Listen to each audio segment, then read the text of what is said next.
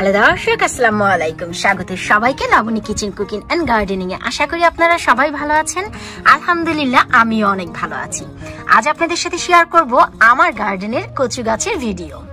এই যে সেই পট, যে পটটি আমি আপনাদের সাথে শেয়ার করেছিলাম, যে পটের মাটি কিন্তু আমি প্রিপারেশন করেছিলাম গত 1 বছর ধরে, কারণ স্যাঁতসেঁতা মাটিতে কচু অনেক ভালো জন্মায়।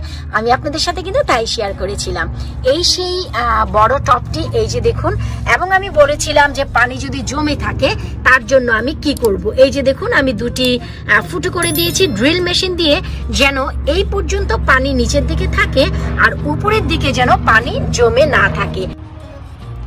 এই সেই কচু পাতা এবং কচু শাকগুলো।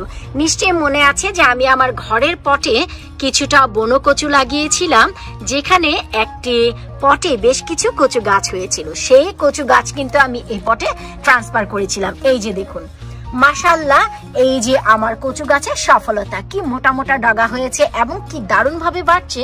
আর এই যে দেখুন সবুজ।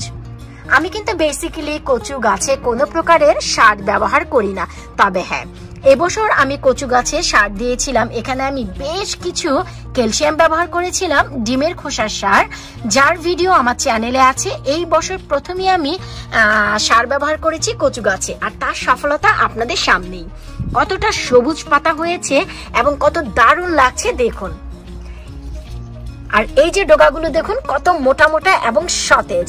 এখন যদি আপনারা চান এই ডগাগুলো, মাঝখানে যে পাতা আছে, এই যে দেখুন আমি দেখাচ্ছি মাঝখানে যে পাতা, এই যে পাতা, এই পাতাটি রেখে বাকি সাইডে যত ডগা আছে আপনারা কেটে খেয়ে নিতে পারেন।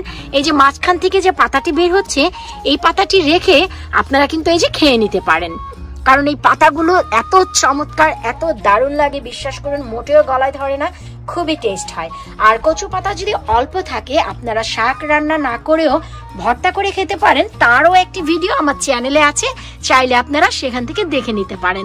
যে যদি ঘরের সদস্য বেশি থাকে আর শাক যদি খাওয়ার মতো যথেষ্ট ডগা পাতা না থাকে, তবে আপনারা কিভাবে এই পাতা আর ডগা দিয়ে ভর্তা করে মজাদার গরম ভাতের সাথে দুপুরের খাবারটি সেরে নিতে পারেন।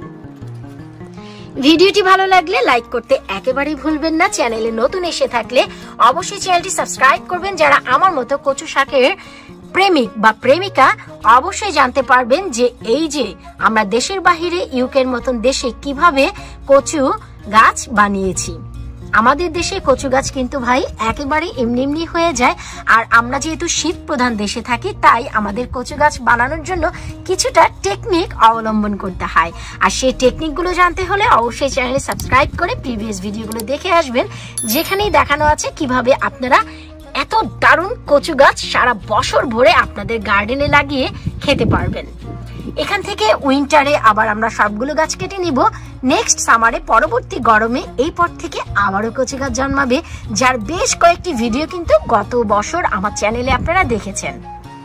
যে একই পট থেকে বারবার আমি কচু ডগা পাতা খেয়েছি, যার বেশ ভিডিও আমার চ্যানেলে আছে, আপনারা অবশ্যই একবার ঘুরে দেখে আসবেন।